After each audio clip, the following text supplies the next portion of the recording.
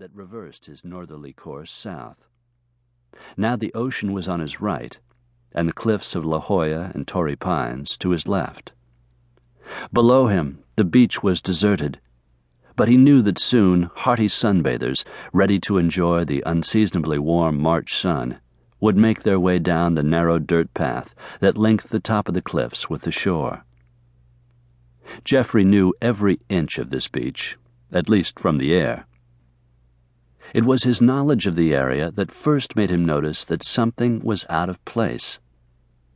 It was difficult to make out at first, but Geoffrey could see a large, dark object in the ocean, just at the invisible line where the saltwater waves crashed in upon themselves.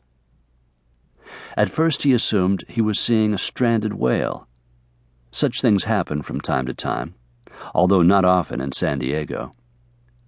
But he soon noticed the gray color of the object and its long, straight lines. It was no whale. Expertly, Geoffrey guided his hang glider over the waterline and waited patiently until he was close enough to take a better look. What he saw made him gasp. He circled the area several times.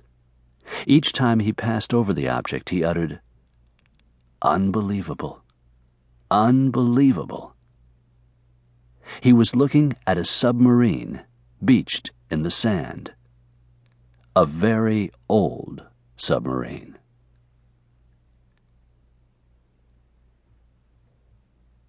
Chapter 1.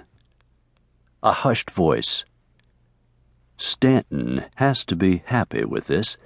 After slicing his drive into the rough, then two-stroking onto the green, he now lacks a 15-foot putt to be 1 over par. Of course, 15 feet is a long way, especially over mixed grass, with a diverse cross-grain that... "Do you mind?" J.D. Stanton snapped. "I'm trying to play a little golf here." Jim Walsh cleared his throat and grinned sheepishly. "Sorry, just trying to create a little atmosphere."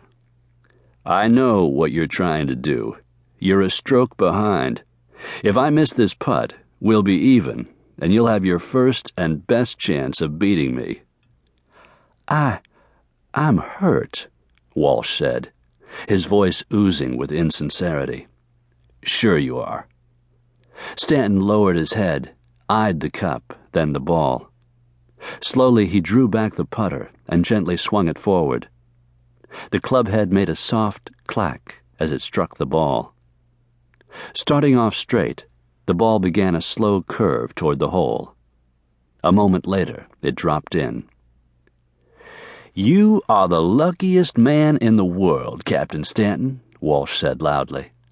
"That ball should have stopped short by 2 feet, but no, it just kept rolling. And do you know why?" "Because the universe is centered around me," Stanton replied with false arrogance.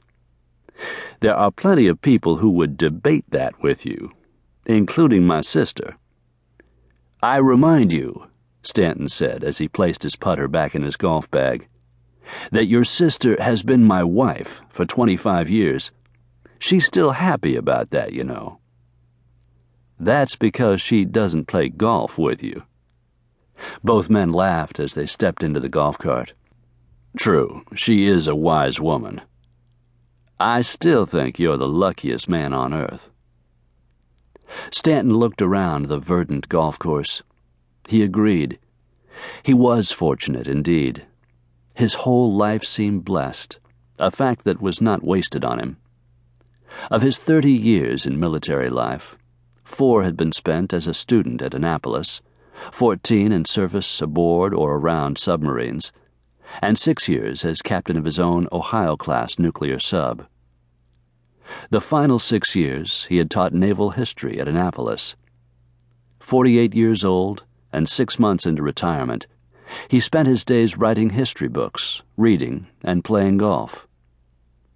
"Well," Stanton said finally, "are we going to talk until it's dark, or are we going to play the final 2 holes?" Jim Walsh did not answer right away. He was looking toward the frontage road that ran by the golf course.